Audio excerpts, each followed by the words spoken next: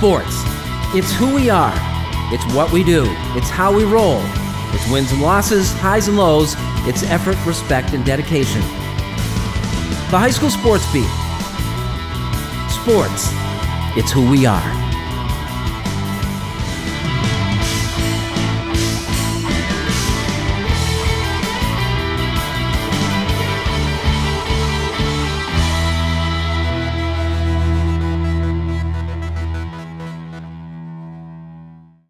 Hello, everyone, and thank you for joining us on the High School Sports Beat. I'm Dave Yates. We continue our look back at our 10 years of covering Section 5 sports with this story from December of 2013.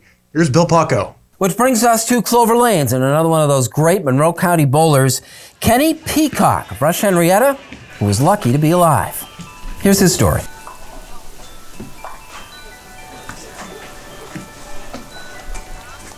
He's not just lucky to be bowling.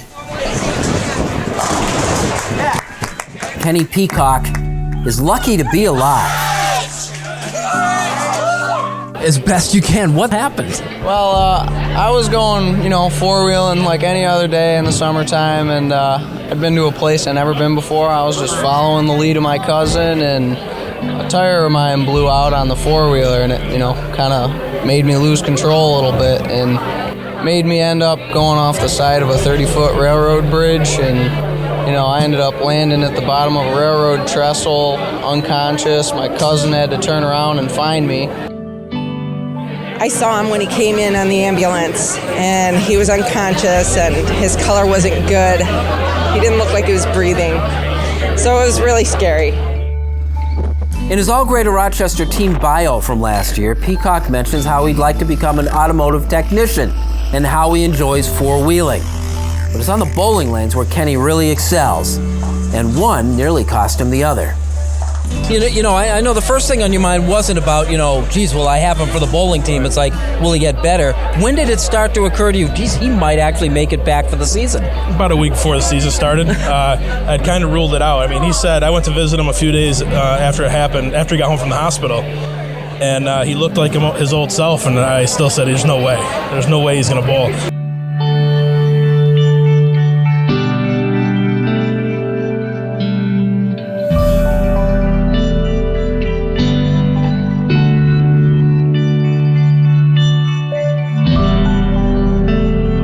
First month and a half, I don't even remember, but it was bed rest. I couldn't do anything really. I didn't have the okay from most of my doctors to do much because of my brain, the injury in my brain. I couldn't do a whole lot. Plus my broken collarbone and my left hand. I couldn't do nothing for a while really. But he did make it all the way back and has already reclaimed his spot as one of the top bowlers in the county. I was pushing it. After 2 months after my crash, I tried bowling. I couldn't do it. It was way too hard, too much pain in my shoulder. So, I took it easy for about another month. And, after about 3.5 months after my crash, I started getting back into the swing of things a little. My scores started getting higher again, and, things are starting to get back to normal now. It feels good. Perhaps because he can't actually remember the accident, Kenny is relatively unaware of just how lucky he is. But something like this traumatic, it changes you somehow. Do you look at things differently now? Oh, you definitely do. You don't want to take life for granted. It could have slipped away from him in that instant. And he's here. He's nothing short of a miracle in my eyes. Wow. Really, it's amazing. I'm grateful I can, participate in the season. Your game hasn't suffered at all? No, I wouldn't say so. If anything, I'm better. How so? Time goes on, you learn things, get better. Physical injuries, they didn't, I recuperated enough to a point where it doesn't affect me anymore. So, gotta be grateful for that, right?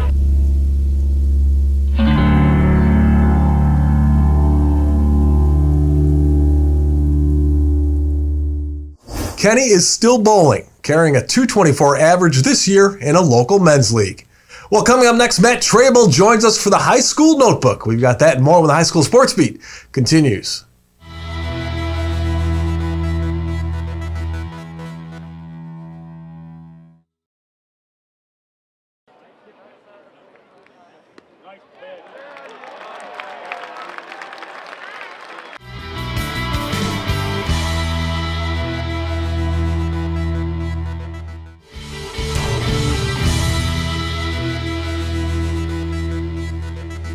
Hello, everybody. Welcome back once again to the High School Sports Beat. I'm Dave Yates. It's time now for the High School Notebook, and that means it's time for Matt Trabold to hop on board. Matt, thanks for joining us once again. Thanks for having me on. Hey, let's talk some college basketball. Let's talk Buffalo area. Let's talk women's basketball and one of the local players who's doing really well once again for that program. It did not take much time at all for former Edison Tech inventor Dyaisha to have her Division I breakout for UB as a freshman last season. She ended up as the MAC, the Mid-American Conference Freshman of the Year, and on an even bigger scale, finished the season fourth in the entire nation in scoring at 22 points per game, as well as being top 20 nationally in steals average, so defense and offense there. She does a lot of things for this team. All of that also meant the accolades also poured in coming into this season. Dyaisha was named the preseason watch list for the Nancy Lieberman Award for the top point guard in all of D1 women's hoops, and the Becky Hammond Award for the top mid-major player in those ranks in the women's game. Last weekend in a comeback win over Akron, she achieved the program's first triple-double since March of 2001. With 28 points, 12 boards, and 10 dimes versus those Akron Zips. 25 of those points came in the second half as she was working through a hurt ankle, so a big-time performance for her for so many different reasons. And the potential is really there, if you ask me, and I think if you ask a lot of people, for her to be a WNBA draft pick like former Bull and fellow Rochesterian Sierra Dillard just a couple years ago. And Dyaisha was at the draft pick announcement party for Sierra, so maybe some foreshadowing there. Very, very cosmic as far as that goes, looking in the crystal ball there. Let's stay on the 716 area code and talk about another college basketball program, another local player who's playing for Canisius after transferring during her high school days as well. Another former Section 5 player who is doing big things in a starting role in Division I this season. Actually played against Dyaisha and the Buffalo Bulls recently. A couple years ago, former Eastridge and Aquinas Institute student-athlete Kayla Jackson played in 26 games with 4 starts as a freshman at UMBC, Maryland, Baltimore County. That's out of the America East Conference. After a freshman season of just under 100 points and 100 rebounds, so as a first-year player, a big contribution there. She unfortunately had to miss all of last season with the Retrievers due to injury. But then she transferred to Canisius for maybe a new start, getting past those injury woes. So she is at Canisius this current season. She has started every game this year so far in the Golden Griffins front court. In the previously mentioned matchup with UB, Kayla went for 10 points while only missing 1 shot, 4 for 5 in that game. A team-high 5 rebounds and a pair of assists. She is a player that can also run the floor really well. Despite being a front court player, she really does everything. Kind of like we talked about Dyaisha a second ago. Another playing for Section 5 that can do so many different things on the court for her squad. In the second week of January, Canisius does battle a former Bishop Kearney student-athlete, Allure Simmons, in Monmouth. So another Section 5 versus Section 5 coming up. Just a new year, not too long from now. All right, let's go from hardwoods and hoops to hockey, and let's talk about a place known as Happy Valley, but nowadays it's not really happy for the football team, so it's Hockey Valley. Section 5 standout doing really well for the Nittany Lions at Penn State. I like that, Hockey Valley. Very, very fitting if you look at kind of the young program there and all the success that has brought upon coming here, including Kevin Wall, a guy from here, a Rochesterian. He provided the big moments to end last season and begin this season for a PSU men's ice hockey program that has been a staple in the top 25 rankings since the program first came about. Penfield native Kevin Wall, mentioned him a second ago. So he played lacrosse, but not puck, at Penfield High School, was doing a different route, which a lot of these kids do across the states when they're really, really good. And also you have plenty of good players that also stay in the high school game, including around here in Section 5. So he's a sophomore forward for the Nittany Lions, and has led the team in scoring for a wide majority of this season so far. And he is at 3 goals, 7 points through the first 8 games in what ended up being the last game for the team last year due to COVID. No postseason going on across the sport nationally. He was a freshman, and Kevin Wall scored the game winner versus nationally ranked Minnesota to give Penn State its first ever Big Ten regular season crown. And then in the 2020 season opener, what do you know, versus the same team in the then number 11 at the time Golden Gophers. Wall scored the team's first goal this season. Also, Kevin was selected. You have to mention it. It's a big deal. He was selected 2019 NHL Draft 6th round by the Carolina Hurricanes. So, again, this is a big area for hockey. I think it's an underrated area across the country. And Kevin Wall is just one of the very most recent example as that. Got to admit, that Hockey Valley wasn't mine. I stole it. I was watching a Penn State game on TV and saw it, but it stuck with me. So, hey, Matt, as always, a pleasure. Thanks for joining us, buddy. We'll see you next week. Thanks for having me on. All right, we're back with more of the High School Sports Beat right after this.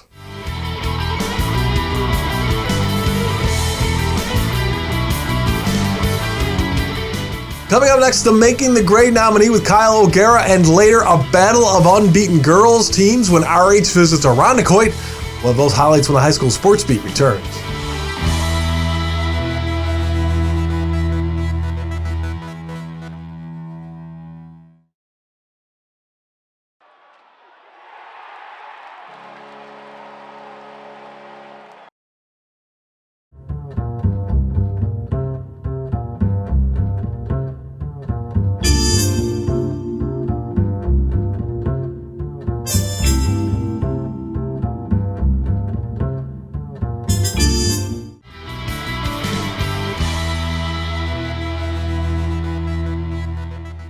Hello everybody and welcome back to the High School Sports Beat. I'm Kyle O'Gara. Making the grade this week is Honeoye Falls Lima senior Mari Spitz. Mari is a triple threat on the court and on the field, playing soccer, basketball, and softball. If playing 3 sports throughout high school isn't impressive enough, Mari is an all-state soccer goalie and all-county for soccer, basketball, and softball. In her free time, Mari also volunteers with youth softball and soccer clinics. Outside of her busy sports life, Mari holds a 97% GPA and is part of the National Honor Society. Next year, Mari plans to play softball in college and major in education. This week, Mari Spitz is making the grade. If you have a student in mind for our Making the Grade segment, we want your nominations. Send them into mtg@rocksportsnow.com. Now here's Dave with the Section 5 Spotlight. Well, thanks, Kyle. Here are some of the athletes, teams, and coaches making news in our Section 5 Spotlight. Irondequoit offensive lineman Rowan McGuinn signed his letter of intent this week to play football at the University of Buffalo. The future Bull is 6'6", 280 pounds, and carries a 95 average. Pittsford Menon's Kate Hennessy has committed to play lacrosse for St. Bonaventure. The junior defender is a 3-sport star in Pittsford. And finally, congrats to Peter Shambo, who announced he'll be retiring as Penfield athletic director. Pete spent 21 years with Penfield and in 2016 received a Distinguished Service Award from the NIAAA. Well, coming up next, the girls basketball contest with 2 unbeaten teams when the High School Sports Beat continues.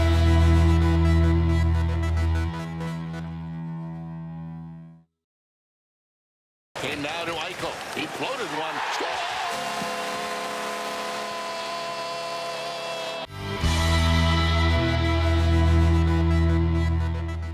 Welcome back and thanks for joining us on the High School Sports Beat. I'm Dave Yates. We flash back now to December of 2013 and the finals of the girls basketball tournament in Irondequoit. Here's Bill Pucko. As opening season basketball tournaments go, the Irondequoit girls event was pretty good. It matched in the finals 2 unbeaten teams with real prospects.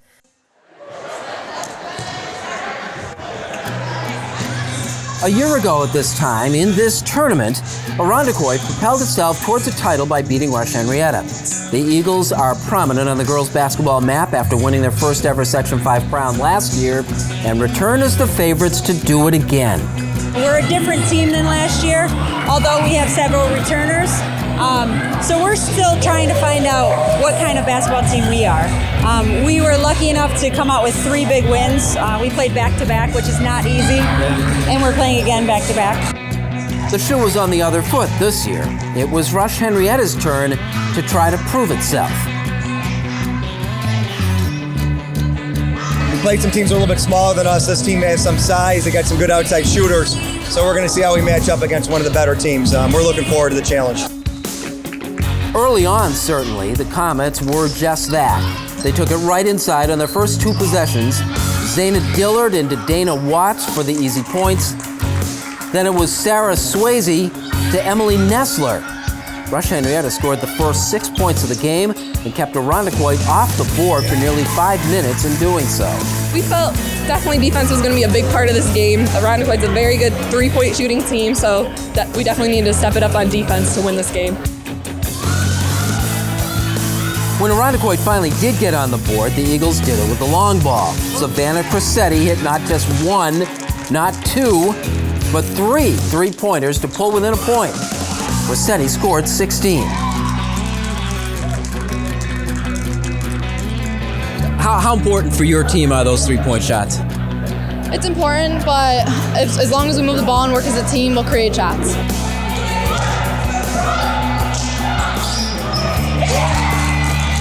The first quarter ended with Watts hitting a soft jumper to give Rush-Henrietta a 14-11 lead. The game stayed tight through the second quarter. This time the Comets hit long range. That's senior Morgan Johnson with a three-pointer. It was Rush by 6. Irondequoit answered with a great pass from Cressetti to Mercy Young for the basket underneath. Watts was the go-to player for Rush-Henrietta. The junior forward hit soft jumpers in back-to-back possessions to give the Comets an 8-point edge, the largest of the half. For Irondequoit, it was Cressetti one more time with the foul drawing drive. The Eagles were behind by 5 at the half.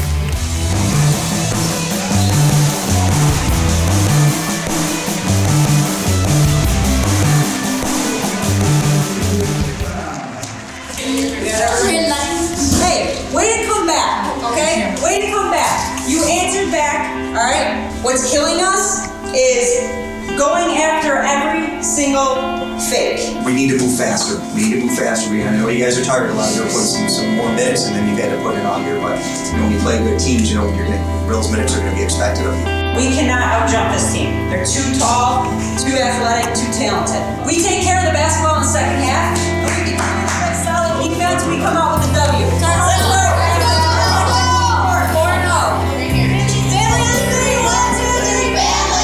Our goal is we win every quarter. We're not looking down the road winning the game. Let's win the third quarter and see what we got. Okay? Team on 3. 1, 2, 3. Team. Oh, sorry, Brent. Early in the third quarter, Rush-Henrietta grabbed control of the contest with a 7-point run. Watts scored 5 of those 7 points, drawing a foul off the drive for the 3-point play, and then hitting another one of those jumpers. Dana wound up with a game-high 19 points and 12 rebounds. The Comets had an 11-point lead. Was this you at your best, do you think?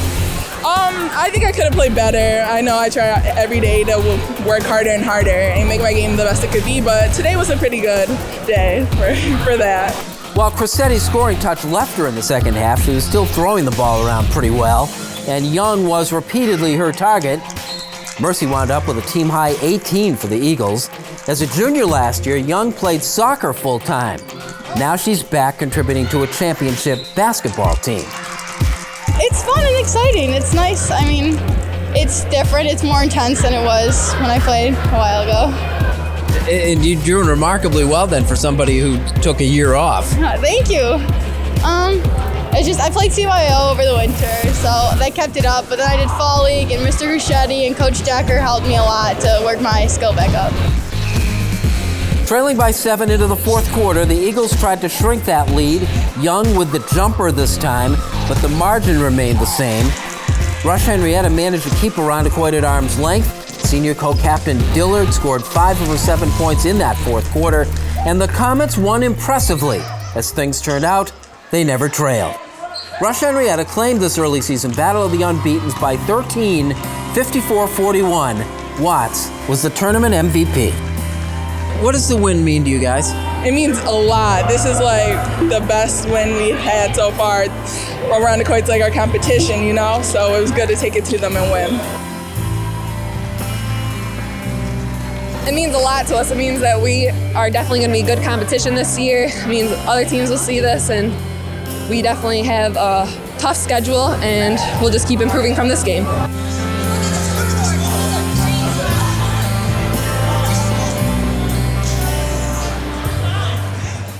We'd like to thank the athletes, teams, and coaches in Section 5. And remember, if you've got a story you'd like to share with us, let us know.